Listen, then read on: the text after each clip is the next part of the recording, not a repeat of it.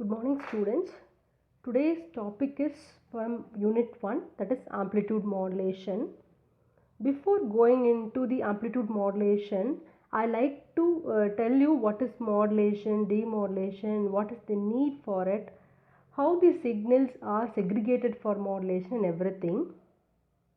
So first we'll move into amplitude AM modulation and demodulation. So this is your basic block diagram for a communication system. So in the basic block diagram, you have information source, transmitter, channel, receiver, destination and a noise source. So this is your basic blocks need for a communication system. The information source is going to give you a signal that is transmitted by the transmitter. Channel is the part where you can able to transmit the signal. Receiver is the part which will receive your signal. Destination is where we are going to destinate the signal. In between, in the channel you have a disturbance is called noise source that to be rectified at the receiver. In between the transmitter and channel you have to undergo two different techniques, encoding and modulation. In the same case, if we are doing encoding and modulation in the transmitter part, you have to do decoding and demodulation in the receiver part. This is where we are modulating a signal. What is modulation? Modulation is nothing but you are going to transform the signal in a form it is required by the channel. What is the requirement of the channel you have to identify. In that case you have to transform your signal. The another use of modulation is we cannot able to interfere any noise into the signals. Security purpose also we are going with the modulation. So this is the signal which you are giving as the message signal. We will call this message signal as a baseband signal. We will have two different parameters, amplitude and time part. The x-axis is time, the y-axis is your amplitude. So what is the need of modulation? I have said you already, in the process of transmission you can have to face different difficulties like security, noise disturbances. To avoid these things and also to make the signal required for the channel, we are going with the modulation. So we have different type of modulation, analog modulation and digital modulation. Analog modulation will be converting analog signal once again into an analog signal. But in digital modulation, you are going to convert the analog signals into a digital signals and we are modulating. So analog modulation we are going to focus in this unit. You have three different type of analog modulation: amplitude, frequency and phase modulation. But in this unit we have only the amplitude modulation part. So amplitude modulation, what we are going to do in the modulation? We are going to have the original signal which is called as a modulating signal. In that original signal we are going to mix a signal whose frequency is higher than that of this modulating signal, which we will call it as a carrier signal. For example, to throw a paper for a long distance, since the weight of the paper is very low, if you are combining the paper with a stone and if you are throwing to a long distance, it can able to transmit to a long distance. This is what the concept behind this modulation. Here modulating signal is there, carrier signal is there. You are going to mix these signals and we are going to produce a new signal. Which signal is like it is going to establish the characteristics of the message signal, but inside the signal we will have some high frequency signal which is called carrier signal. So the definition of modulation is the carrier is modulated according to the characteristics of the message signal. If the characteristics of the message signal's amplitude is established, then it is called amplitude modulation. If the frequency of the message signal's characteristics is established, then it is called frequency modulation. If phase of the modulating signal characteristics is established, then it is called as a carrier, that is your phase modulation.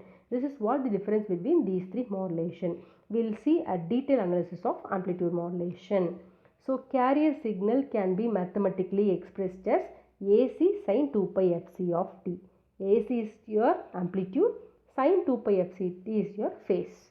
And modulating signal, that is your message signal, can be represented as AM sin omega t.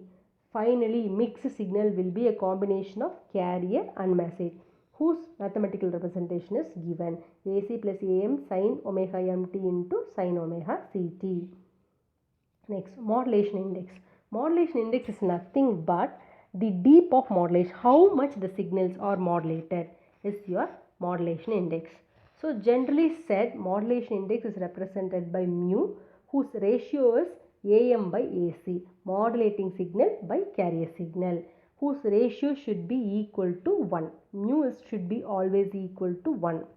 If you have mu less than 1, we can say it as a undermodulated. Mu is equal to 1, then it is a perfectly modulated. Mu is greater than 1, then it is called overmodulation. This is what the modulation difference, deep of modulation, how much the signals are modulated. This is your modulation index. You can have less than 1, equal to 1 and greater than 1. If it is less than 1, then it is undermodulated signal. If it is equal to 1, then it is called perfect modulation. If it is greater than 1, that is called overmodulation. Next, this is your modulator circuit. I have said you already, a mixing of modulating signal and carrier signal is done by the balance modulator. The output will consist of a carrier and 2 sidebands. So you have one carrier signal, one upper sideband and another lower sideband.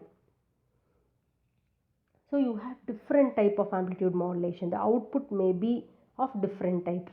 You can have double sideband, 2 sidebands and 1 carrier, that is called double sideband full carrier signal. Another way you can have double sideband suppressed carrier, that is your carrier is suppressed and sidebands is present. Both upper sideband and lower sideband is present. This is what the type. Here you have full carrier, lower sideband FC minus FM and upper sideband FC plus FM. So bandwidth is equal to maximum frequency minus the minimum frequency. 2 FM is your bandwidth. This is what the first category consisting of double sideband full carrier. And this is your second category. Here carrier is suppressed, so you can have only the sidebands, upper sideband and the lower sideband. Third part, you are again suppressing one sideband to make your signal efficient. So you can have only upper sideband compressing lower sideband. And fourth, vestigial sideband consisting of one sideband and partial of other sideband. So one sideband is completely present, other sideband is partially present. This is called vestigial sideband. This is your modulator circuit consisting of incoming signal, a high gain amplifier which is supplying a carrier signal. Your signal is modulated. Now if you need to make a demodulated circuit, you have to have a rectifier. Your modulated signal is input AM signal. Your rectifier will consisting of a conversion of AM signal to a secondary part signal. If you are allowing the signal to a low pass filter, your total signal, carrier signal will be rectified and you have only the message signal. This is your demodulation circuit. So you have several applications of AM like entertainment, business, government, police officers, personal cell phones, military, everywhere we are applying the amplitude modulated part. Thank you.